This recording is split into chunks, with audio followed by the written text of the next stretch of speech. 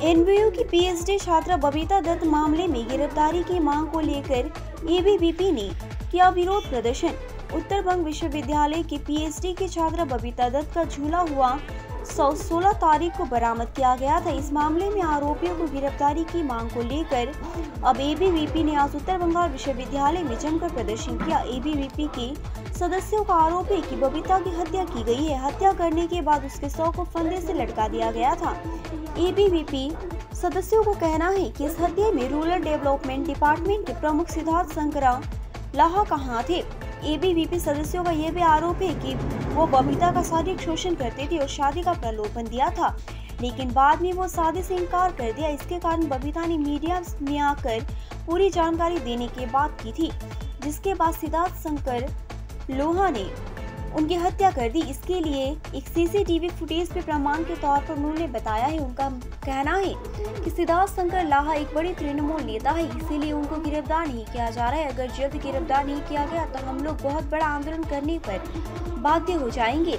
आपको बता दें कि पीएचडी के छात्रा का शुक्रवार को सिलीगुड़ी के शिव मंदिर स्थित एक किराए के घर में फंदे से लटकता हुआ शव बरामद किया गया। वो कुचबिहार जिले के तूफानगंज की निवासी थी। गत 16 तारीख এই উত্তরবঙ্গ বিশ্ববিদ্যালয়ের রুরাল ডেভেলপমেন্ট ডিপার্টমেন্টের যে স্কলার ববিতা দত্ত তাকে খুন করে ফাঁসিতে ঝুলিয়ে দেওয়া হয়েছে। আর এর পেছনে সিদ্ধার্থ শঙ্কর লাহা এই ডিপার্টমেন্টের যিনি এইচওডি রয়েছেন এবং তার আরেকটা পরিচয় রয়েছে, তিনি বর্তমান শাসক দল তৃণমূলের তিনি এক বড় নেতা।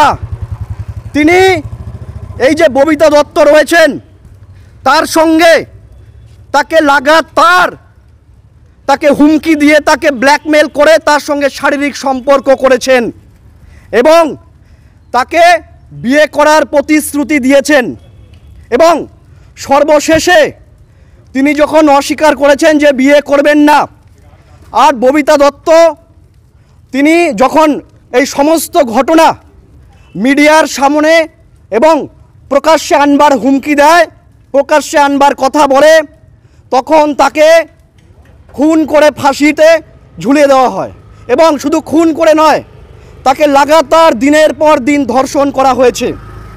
এবং শুধু যে ববিতা দত্ত সেটাও কিন্তু নয়, এরকম প্রচুর স্কলার প্রচুর ছাত্রীর সঙ্গে তার শারীরিক সম্পর্ক রয়েছে এবং আমাদের কাছে প্রমাণ রয়েছে। আমি আপনাদেরকে প্রমাণ দেখাতে পারি। যেদিন ফাঁসিতে ঝুলিয়ে দেওয়া হয় তাকে, সেদিন তার ঘর থেকে একটি সুইসাইড নোট উদ্ধার হয়েছে। সেই সুইসাইড নোটে পরিষ্কার এই সিদ্ধার্থ শঙ্কর লাহার নাম মেনশন করা রয়েছে এবং যেই দিন খুন করা হয় সেই দিন দুপুর 12:46 এই সিদ্ধার্থ শঙ্কর লাহাকে দেখা যায় এক সিসিটিভি ক্যামেরার ফুটেজে যে তিনি ওই মেয়ে যেখানে ভাড়া থাকতেন তার বাড়ি থেকে বেরিয়ে আসছেন। একটা পয়েন্ট আপনারা নোট করুন, 12:46 তিনি ওই বাড়ি থেকে বেরিয়ে আসে এবং দুপুর 2:30 মধ্যে ওই মেয়ের কিন্তু বডি ঝুলন্ত অবস্থায় পাওয়া যায়। পুলিশের কাছে এই প্রমাণ রয়েছে এবং আজকে প্রায় 4 দিন অতিক্রান্ত হতে চলল, এখন পর্যন্ত কিন্তু পুলিশ তাকে গ্রেপ্তার করেনি। এত গুরুত্বপূর্ণ এভিডেন্স থাকার পরেও কিন্তু পুলিশ তাকে কিন্তু অ্যারেস্ট করেনি। আজকে পুলিশের যে ভূমিকা রয়েছে সেটা কিন্তু সন্দেহজনক ভূমিকা রয়েছে।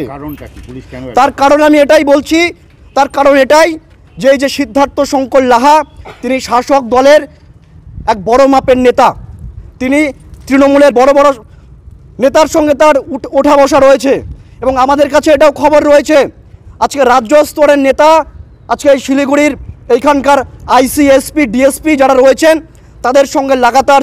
না, আমরা তো এখন এই মুহূর্তে কোনো পদক্ষেপ নিতে পারবো না, কারণ পরিবারের থেকে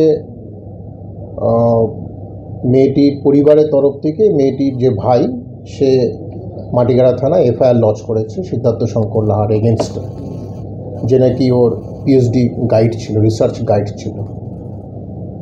তো এখন যেহেতু এটা পুলিশের তত্ত্বাবধানে আছে, পুলিশ ইনভেস্টিগেশন করছে, তো এই মুহূর্তে আমরা কিছু করছি না।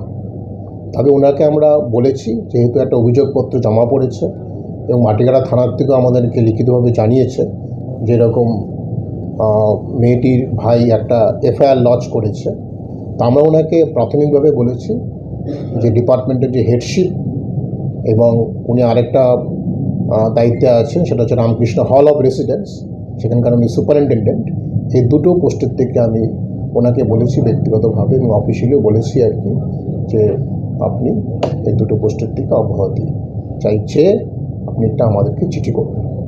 তো আমরা এই চিঠিটা পেলে ওনাকে এই দুটো পোস্টের থেকে অব্যাহতি দিচ্ছি। আর ওনার আজ তো উনি কাজে আসেননি? না, আজকে এবং কালকে উনি ছুটি নিয়েছেন। তো ছুটি নিলেও আমি বলেছি যে একটা আমাকে মেল করতে, এই দুটো পোস্টের থেকে অব্যাহতি চেয়ে, কারণ ইমিডিয়েট আমি অ্যাকশান নিয়ে নেবো এটা। আর এই ঘটনাটা নিয়ে কী বলবো? এই ঘটনাটা তো দুর্ভাগ্যজনক।